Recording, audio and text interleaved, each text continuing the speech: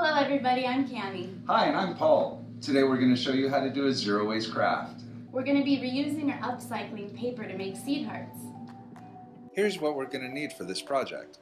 Used colored paper, or you can use food coloring with white paper. Thin seeds. We used organic, non-GMO, native wildflower seeds.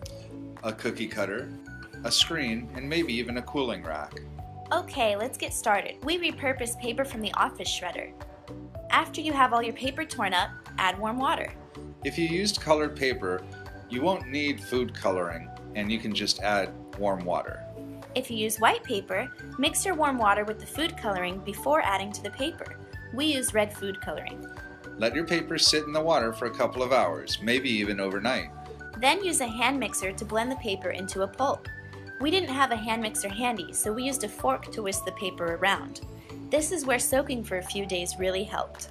You're going to want to drain any excess water off of the mixture, but make sure you leave it moist. Don't squeeze any water out because you'll need it to make it spreadable in your mold. Sprinkle your flower seeds into the pulp and stir well so that they are mixed throughout.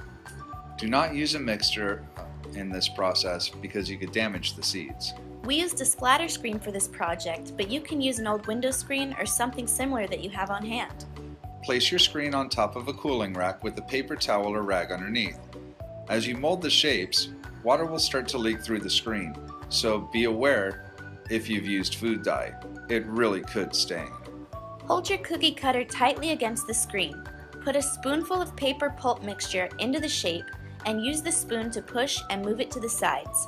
Get it as even as you can. Make sure your shape isn't too thin, because when it dries, it will shrink, making it very brittle and hard to remove from your screen. After you have a few placed on your screen, you can place them out in the sun to dry.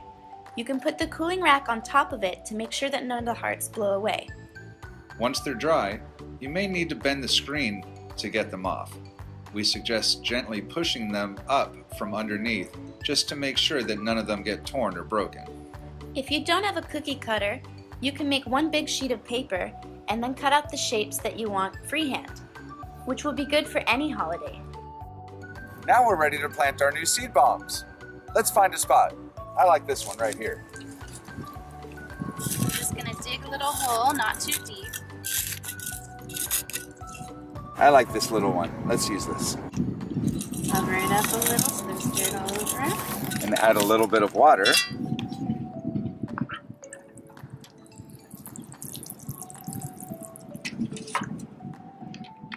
That's it, guys. Nice and simple. Just make sure you water it every couple days. Stay tuned for more exciting episodes of DIY from the Zero Waste Team.